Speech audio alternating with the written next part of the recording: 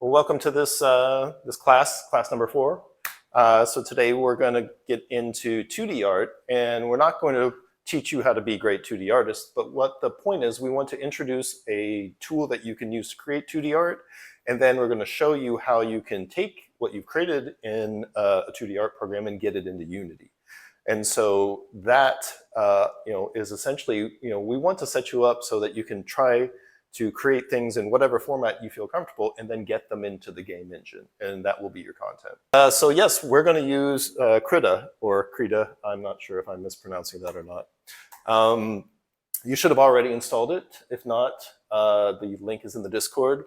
But it's free and open source. So we're going to cover the basics of working in Krita.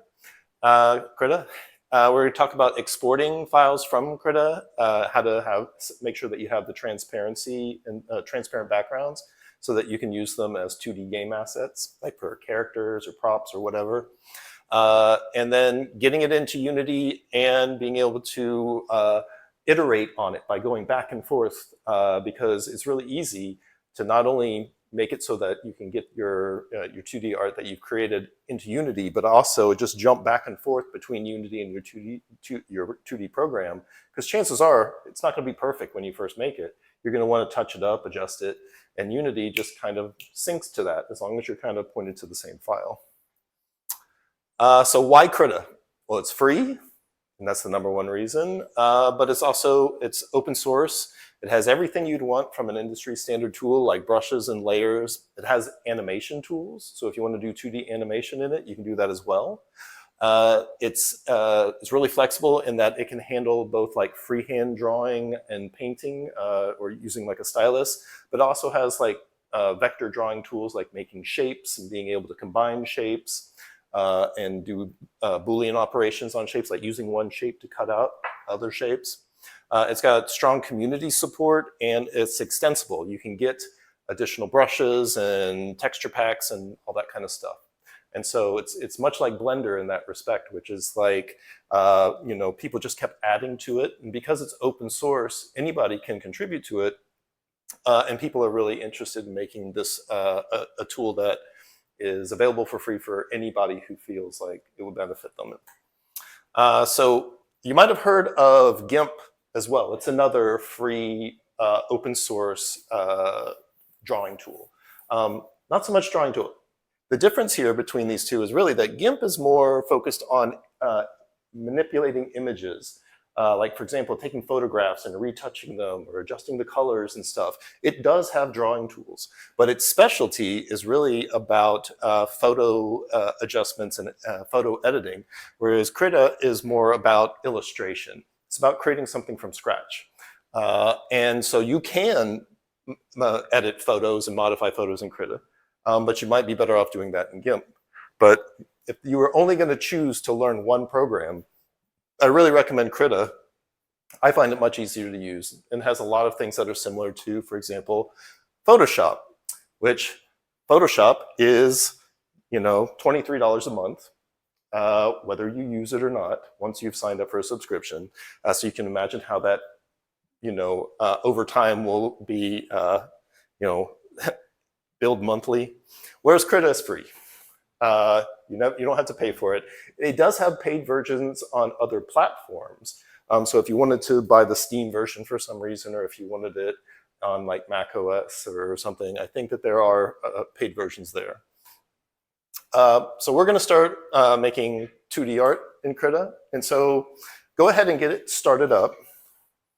And I'm probably going to jump back and forth between showing you Krita itself and the slides. In fact, I'll probably just swap those so that I see the slides over here to remind myself. Because really, what's useful is for you to see me and follow along with me here. So this is the start screen when you first open it up and you don't have anything. So we're going to start with a new image. And so the first thing you see is that you can either, if you've copied something, like if you screenshotted something, you could create from that clipboard, copy paste clipboard in Windows. Or you can create a custom document. There's also some templates for animation or comics, textures. So obviously this appeals to game developers, and so they have presets for textures of different sizes. You notice most of these are square sizes, which is the most common way to create textures. So what we're going to do is we're going to do a custom document, and under predefine we can just pick like something reasonable like texture 256. Actually, let's do texture 512. So you can see 512 by 512 pixels, and 100 pixels per inch. That'll do. And when it opens up, so here's like your empty canvas, and by default, you can see this checker pattern. That means that what you're seeing here is a transparent background. That's what these checkers mean. So essentially, the first thing that's going to be confusing is if you get in here and you're like, okay, cool, like I seem to have colors up here and I have a brush selected. Oh, I can see this circle here. I'm just going to paint something on this canvas. Nothing happened. What the crap? Okay, paint, paint, paint, paint. What? Anybody know what might be going on here? Maybe somebody who's played around with this before. I am on the background layer, and that's part of the answer. And actually, what's interesting is, yeah, if you look at the thumbnail of the background layer, you can see it actually has the paint that I was putting on there. When you create a document that has a transparent background, the default layer that it starts with, the opacity is set to 0. And so if you actually wanted to see that, you could turn the opacity up. But a lot of times what we do is we go ahead and just leave that as such and create a new layer. And so I could Control Z out of this, but instead, the point is, don't let that confuse. That's like the first tripping stone of using this. Don't let it confuse you too much. What we're going to do is we're going to create some additional layers on top of that to paint on. But before we get started to actually put some paint onto this canvas, let's just talk a little bit about how you would navigate. Like in Unity, if you take your mouse wheel and you scroll it in and out, you can zoom. You can also use the middle mouse button to click and hold and drag, and that will move it around as well. You see, it looks like it almost looks like a window that you're seeing the checker pattern through, but this is really just to kind of reposition it so that you can focus on a certain area. So, moving this around, I mean, if I were zoomed in, moving this to different areas would be more useful. So those are the basic zoom in and out, pan around, and then there's a view menu here with zoom, rotate, and mirror. And you can zoom in and out here, but you can also, it can be really useful to know what your canvas looks like when you're at 100%. So when I zoom to 100%, then I know okay, this is how it's going to look like. This is the fidelity. If things look really rough and jagged at this point, then they're probably going to look like that in your game. So it's a good idea every once in a while to set it to 100% just to check. I mean, you also have other things like fit to view, just to make it quickly fill the entire screen as much as possible. And other things as well as rotating canvas, all those kind of things, which might be more useful if you're have like a tablet, where you're kind of drawing with a pen and tablet, and you might want to rotate it so that it fits your arms and making strokes like that. I meant to tell you to bring. I don't know. Do any of you like to use like a drawing tablet, or whether it's on an iPad or an external one? You do, Yoji? So Wacom. Cool. Anybody else? It can be really useful and fun. I mean, it can be sometimes difficult to get the precision down when you're using a mouse.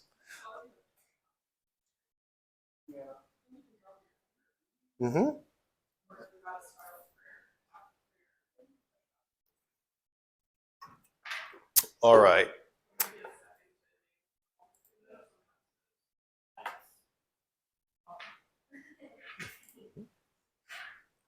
So now let's go ahead and create a layer to draw on. Either if you have the existing one, and but we said that we wanted to make sure that we could see a transparent background.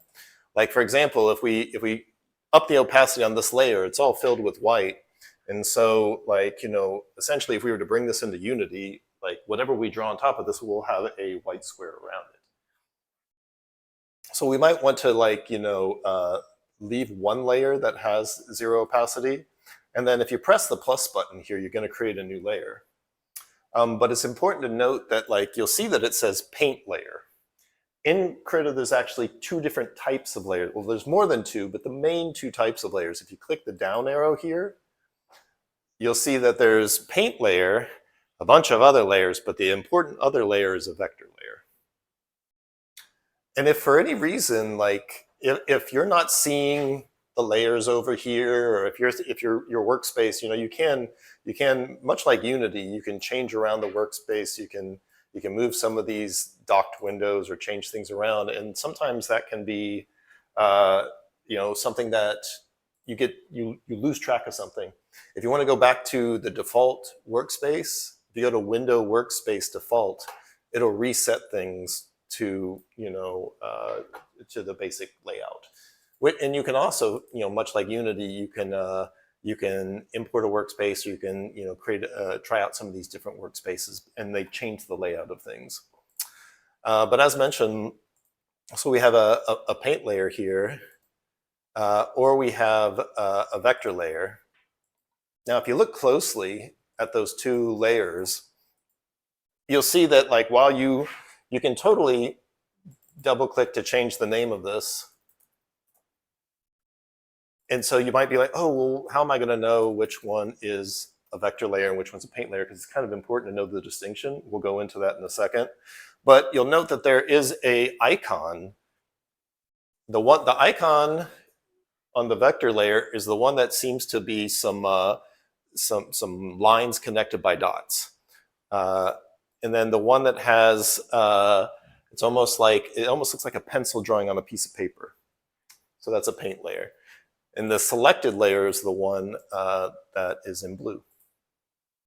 So for example, if I select this layer, I've got my colors up here.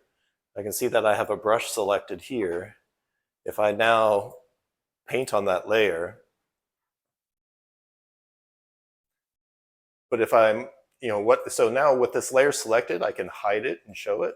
So I know okay, yeah, that's the thing that's on this layer.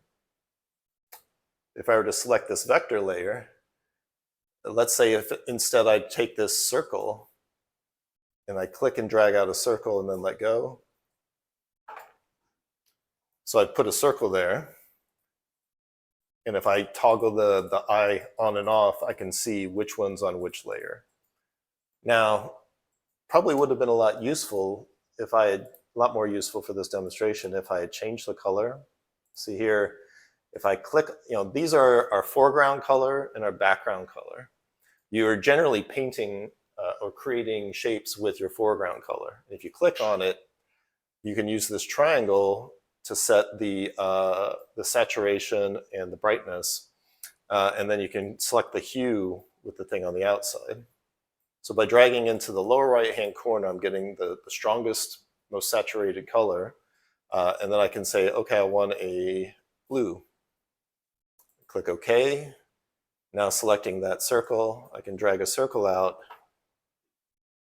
Now the thing I wanted to show you is that the order of the layers over here matter in a way that is kind of intuitive, which is that whatever is on top, I can actually drag these layers and put one below the other. So with the red line on top, it draws on top of the blue circle. If I take the red line and pull it below the blue circle, then you get the blue circle on top. So starting from the top down, this draws on top of this, draws on top of this. Any questions about that so far? Mm-hmm. Mm-hmm. Uh-huh. Transparent? Mm-hmm. Mm-hmm. All right, sure. So when we are creating with the tool, here, let me see if I can't just get, so one way to delete layers is to select the layer and hit the trash can over here. So I'm going to delete those layers and I'm going to add a new layer. And so when you have, like, you had the rectangle tool selected and you drew something and the inside was transparent. That is a option in tools options here, I believe. So you see you have a color selector here, but behind there, this is the tool options. I think they call these dockers. Kind of dictates what goes in there. So the fill, for example, if I set that to not filled, now I try to draw a new one, I get what you had. So if you want to draw a square that is filled with a color, here, I'll Control Z. So I make sure that before I start drawing, if fill is set to foreground color, I'll get blue. If it's set to background color, I'll get red. So now I drag that out and that's what I get. Now this is a really good point to talk more about this, this tool options thing, because there's a lot of useful stuff here as well. In fact, I don't have to draw something new in order to adjust these options with vector. So actually, let me see, I've actually got a little something here that this is a good time for us to talk a little bit about the difference between, I've been using these words like vector and raster, or paint layer and vector layer. So, so those are two different ways, raster and vector are two different ways of dealing with images in one of these image creation programs, and they're very different. But you can combine them, and Krita combines them. You can paint on a paint layer, and you can draw shapes on a vector layer. You can turn that shape into paint, what's also known as raster. So the differences between these is, like, a paint layer is something that has a fixed resolution, which means that if you zoom into it, you'll start to see pixelation. You'll start to see those, like, jagged edges. Whereas a vector layer can be scaled infinitely up or down, and you'll always have smoothness. Now there's a trick to this in Krita. You'll try it in Krita, you'd be like, wait a minute, everything looks like raster, because I still see some pixelated stuff. That's a part of how Krita handles it. So, but I'll get to that in a second. But with a paint layer, you have greater color control and more control over light and shading. You know, photographs are always raster, which means, like, they would be in a paint layer. You can convert something like a photograph or something that has been raster, that is raster or in a paint layer, to vector, but it's really hard. Now, going the other way is a totally different story. Like, when you create something that's vector, you can scale it as much as you want, and it won't change the fidelity of it. You'll still have those sharp edges and clean edges. It's generally smaller in file size because it's procedural. It's created by using, like, math and data rather than individual pixels.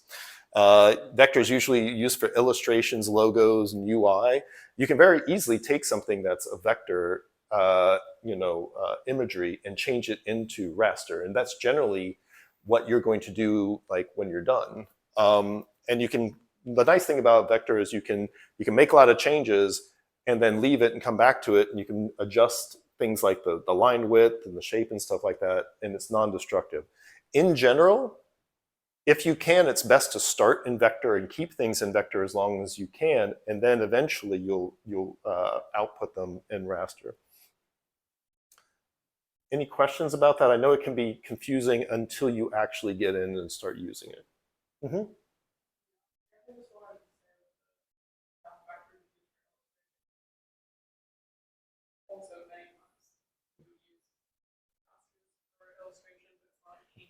Mm-hmm. Yeah. Mm-hmm. Oh, absolutely. Absolutely. Vector is very often kind of big blocky shapes, or it might be the way that you would start a complex painting with, like, laying down big shapes and big areas, but then you'd switch over to painting on those, and Krita handles that really nicely. So for example, if something that's created in vector, you could keep zooming in, and this line would always remain crisp. But if you have something that's in a paint layer, you zoom in and you start to see these jagged edges. And that's what's known as aliasing. And there's ways to kind of make that look a little better, called anti-aliasing. Now, I thought that you could demonstrate something like this in Krita, but it turns out that Krita, even for being able to draw vector shapes, ultimately is showing it to you as raster. You'll see the pixels even in vector shapes in Krita. Oh wait, I thought I had I saw a Discord ping. Let's see, I have Inkscape on here, yeah. So for example, if I go into Krita, and if I were to look at this, and if I start zooming in, you do start to see that, like, okay, all right, corners are a perfect example. Like, even though this is a vector shape, you can see this pixelation, right? And you're going, well, wait a minute, but I'm using a vector layer. And it's because Krita shows it to you as if it's the intended final version, which it expects that you're going to turn this work of art eventually into raster pixels. But if you were instead, this is a program called Inkscape, and Inkscape is purely vector. And so when you draw something in Inkscape, for example, if I were to draw a circle, that color's a terrible example.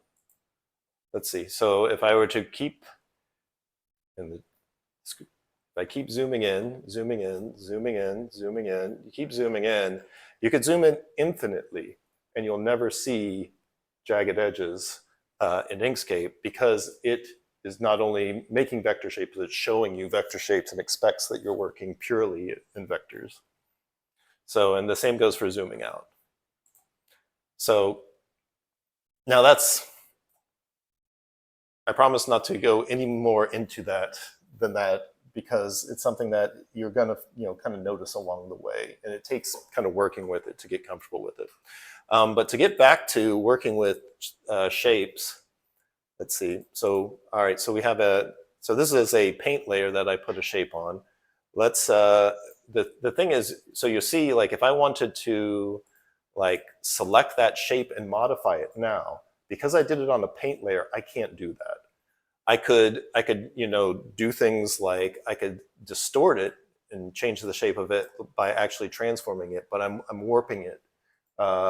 Whereas if instead, like, if I did that same shape on a vector layer, so I create a vector layer, I create the exact same shape, but now I can edit a lot of properties about this shape in a way I couldn't with the paint version. Like, for example, here in tool options, let's see. If I take this, so it deselected the square, but I can use this, this tool here, the select shapes tool, and click on it. Now I can adjust it, which you're like, oh, well, that's what you were doing by transforming it. But this is the thing that I couldn't do. I can click here in tool options on the line, and I can change the color of the outline to, like, black. I can change the thickness. I can change how the corners are, like whether they are, like, right now they're beveled, but if I want them to be rounded, they could be rounded, or they could be sharp. I could change the line to be dashed. So these are all things that you can adjust with a vector shape that you can't adjust once you've created the raster shape, paint shape. And so for as long as until I convert this shape to raster, or convert this, for example, to a paint layer, like, I think you can just say convert to paint layer. But the point is, like, I want to keep it, if I want the maximum amount of flexibility to be able to take and change things, if I were like, oh, this should be a lot smaller, but oh, in order to do that, I really need to reduce the line thickness. And maybe, all right, and maybe I want the outline to be gradient, or maybe I want the fill color instead to be green. Those are things you can easily change if you're working with vector shapes in a vector layer. Much more difficult, or it's possible to do that in a paint layer, but nowhere near as easy and nowhere near as clean. So, so what I want you to do now is making sure that you're working on a vector layer. Remember, if you just press plus, you're going to get a paint layer. But if you press this down arrow and select vector layer, you'll get a vector layer. But working on a vector layer, like just explore you've got some of these shape tools. Like you can draw out a circle or an oval. You can use this to create, by clicking, clicking, clicking. You can create a poly shape, something that has as many sides or have them anywhere you want. And remember, you can click this tool to select it and then use tool options to change things like having it have an outline that you can see the color of and adjust the thickness of. So just play around with the with those basic kind of vector shape tools.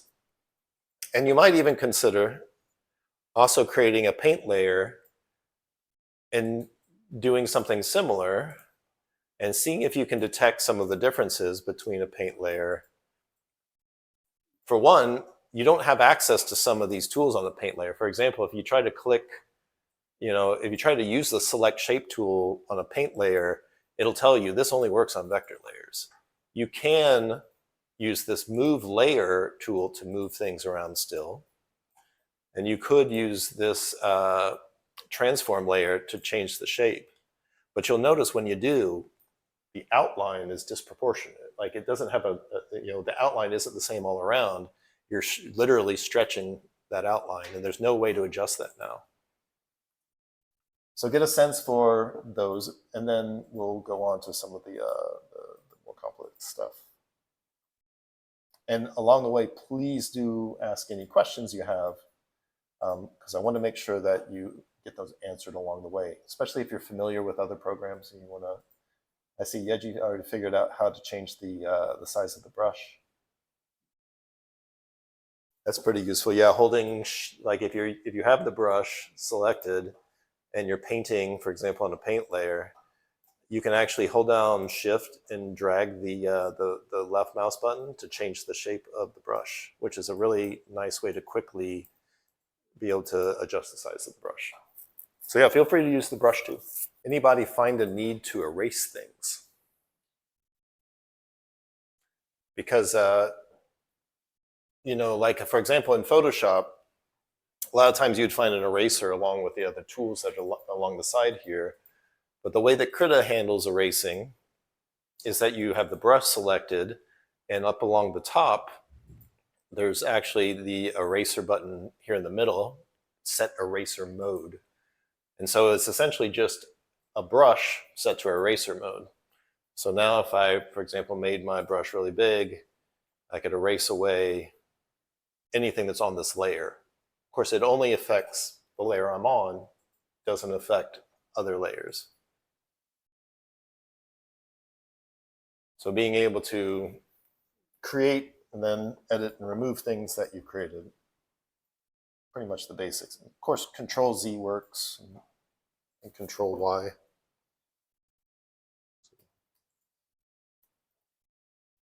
Oh no, not Control Y, Control Shift Z maybe.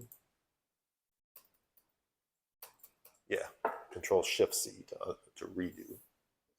Yeah, that's one of the things that, like when you're working with paint, you're kind of working with the whole layer, but there is a way you can do what you're talking about. So for example, and that really comes down to using the selection tool. So if, for example, let's say that I painted something like here, here, and here. Yeah, when I'm moving them, I move the whole layer. even the stuff that was off the side of the layer. But I can't just select those individual things.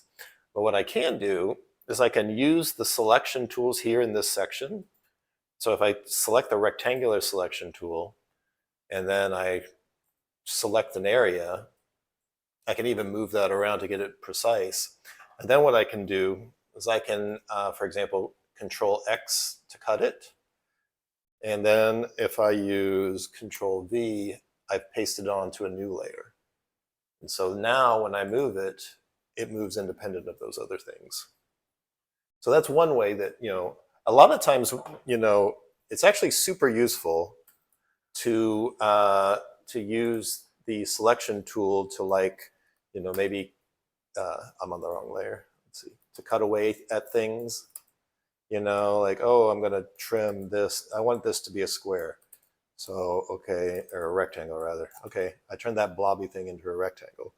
Or maybe maybe I like this rectangle, and I do Control C, Control V, and then I move it around to somewhere else. But you need to be conscious that when you, like, Control X, Control V, or Control C, Control V, oftentimes you're creating new layers. So for example, here's a bunch of different layers. Let's see. Oh, Control. So, but what you can do, if you've created a bunch of other layers, but you want them to all be on one layer, you can like merge down, for example. Let's see, merge with layer below. So now those two separate things are on the same layer. And I can do that same, I can merge down again to the layer below. Or if you want to merge everything together all at once, you can do flatten layer. No, that's just for the layer that's on. I think that you can do flatten image. There it is. Okay, so now everything is on the same layer. So just getting it's important to be conscious of where things are on different layers. And in fact, there's even a nifty trick. For example, let's say that it can be really hard to know what's on what layer.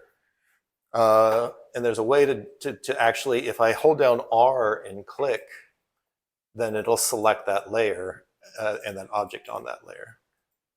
So that's kind of a, let's see, there we go. So I'm not even sure where you find that elsewhere, I think. But, it's not a bad idea to have, like, a printout or an image of keyboard shortcuts off to your side. I mean, Blender, Jesus, there's so many keyboard shortcuts. But this holding down R so that you see the cursor change here and then clicking on something and having it select that layer can be a really quick way to say, like, okay, hold down R and click, I can move this. Hold down R and click, I can move that. Hold down R and click, I can move that. And it moves the whole layer. So I'm going to go back to a bit of editing shapes in a vector layer. So one thing I recommend is that you kind of just clear up your workspace a bit and add a vector layer. And what we'll do is we'll start with, like, a humble cube. And what I'll do is I'll even go, I'll select that cube using this select shapes tool. And I will, sometimes these Dockers, it can be really weird to figure out where to grab it so that you see everything. For the longest time, it took me forever to, like, this was hidden and I'm like, how do I adjust the line thickness? Oh, you pull that down and it's hidden back there. You can, of course, just type in a value here, like 5. But one of the things that can be really useful is, like, okay, you're like, all right, well, this is great if I want to draw a circle or a square or something, but what if I want to do something more complicated? Well, you can actually if you've got a vector shape on a vector layer, then you can actually edit more than just, from using just this select shapes tool, you can see you can click and drag, to adjust this shape like this. You can even rotate it.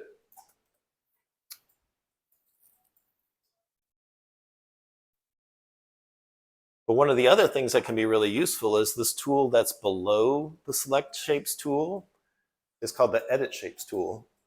And when you click on it, you'll see that like, oh, if you have your square selected, when you click on the Edit Shapes tool and you see a diamond up here, you can actually click that to make this a rounded rectangle all the way towards a circle. So if you wanted to create a rounded rectangle, you could do that. But one of the other things that you can do when you have this Edit Shapes tool selected is if you look in tool options, there's a button here now called Convert to Path. By clicking on that, you see now I have these 4 diamonds. If I click on one of those diamonds, I can just move it wherever I want it. And this is one of the ways at which you can create a shape that, like, for example, if you had a drawing that you drew and you wanted to bring it in here and trace it, then you could essentially get a shape that's close to what you're looking for and reposition these vertices. You can even click on this plus and I think add more vertices. Or actually that, let's see. I've always had, oh, there it goes. Insert point. It inserts a point, but I'm always like, where are you putting it? How do I know? But you'll see that now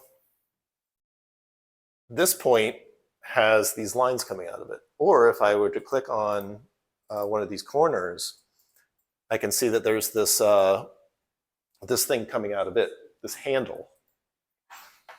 That handle allows you to make a curve going into that point. And so, you know, I think these are often referred to as Bezier curves, being able to create these kind of curves based on these handles. And if I click on the point itself, I can change the type of handle here in the tool options. So I could make it a symmetric point that makes it smooth all the way through. You see if I drag one handle, the other moves with it. I can also move these closer together or farther apart. I can click one of this other ones, like the smooth point, which makes that nice and smooth. If I click the first one, it'll actually break the handles so that you can change one without having the other change. So basically just play around a little bit with trying to take a basic shape, and by moving around these points and changing the type of point it is, whether it's corner, smooth, or symmetric, just get, you know, what I want you to do is kind of dabble to get a sense for how this actually works. We'll give you a little bit of time to do that. So when I have a shape that has not yet been converted, if I select it, then I have to have this Edit Shapes tool selected. So if I've selected the shape and I have the Edit Shapes tool, in tool options, you can see Convert to Path. But I think you can actually, yeah, you can even just right click on the object itself and it says to path. And so then I can start to make these edits. But even now, if I go back to this Select Shape tool, if I'm like, you know, I wanted those rounded corners, like maybe I could just change that. Can I do that now? Sure enough, I can. Can I change the line thickness now? I can. So because it's a vector shape, I can jump back and forth between adjusting the points and doing things that affect the entire object by moving between these two tools and using the tool options.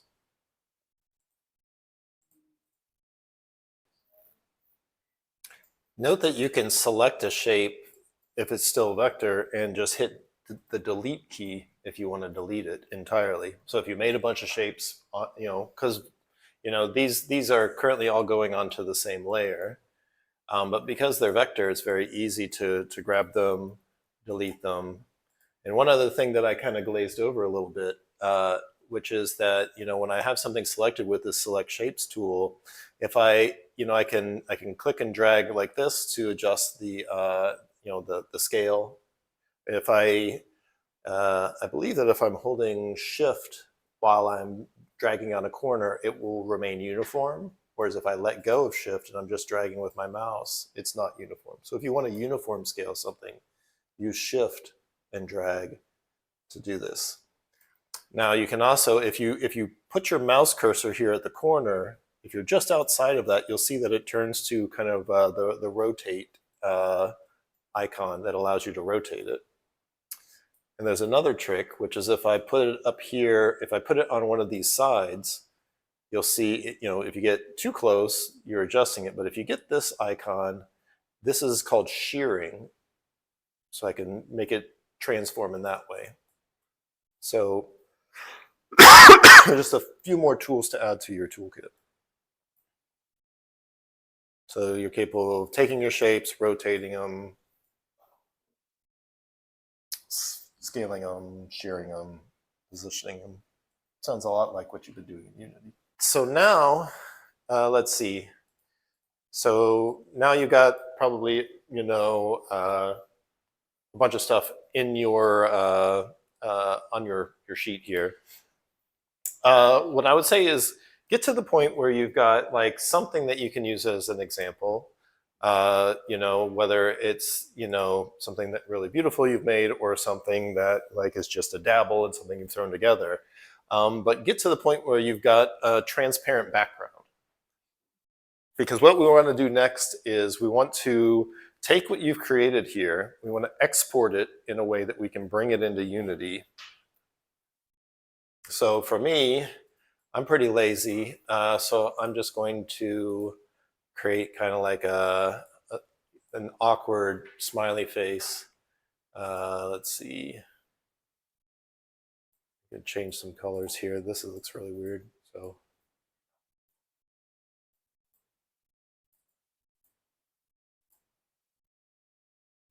All right. So let's pretend this is my awesome game character. It's going to be like, my main character in my new 2D game. It's going to be breakout hit. So get yourself something that suggests, the main thing we want to do is we want to have some art that is on top of a transparent background. And so it doesn't have to be perfect, doesn't have to go all the way to the edges. It's nice if it takes up a lot of the screen, but it doesn't have to.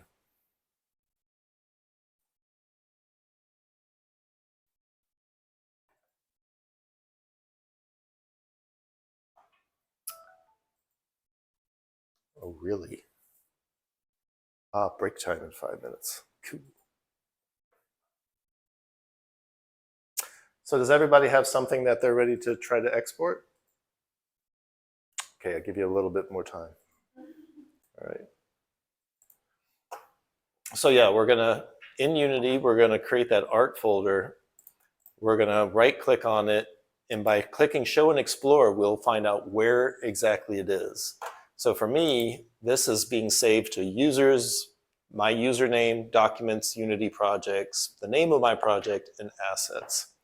And I want to make note of that. I may even do Control-C to just have it in my clipboard.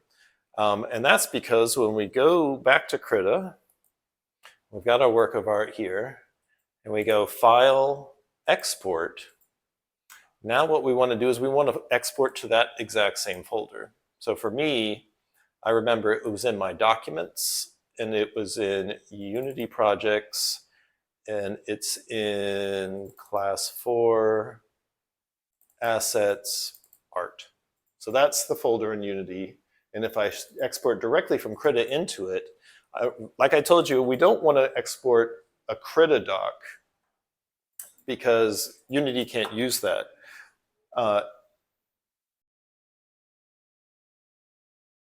In general, you're most often, if you want to have quality and transparency, what you're going to want to choose from this drop down here is PNG. So PNG images support transparency, and they also have good quality settings in general. And it's one of the most commonly used image formats. So now, and if I give it a name like, my character, and then save it. So I get this, this other window that says like, okay, well, based on small file size or large file size, what do you care about? You can pretty much just leave everything default here and click OK. And then again, make sure that the trick here is to make sure that you're exporting it to the folder in Unity where it should be, because that's going to make it easy for you to make changes and Unity will automatically update. So once you've done this, once you've exported it there, if you switch over to Unity and you go into that folder, you should see your character that you created.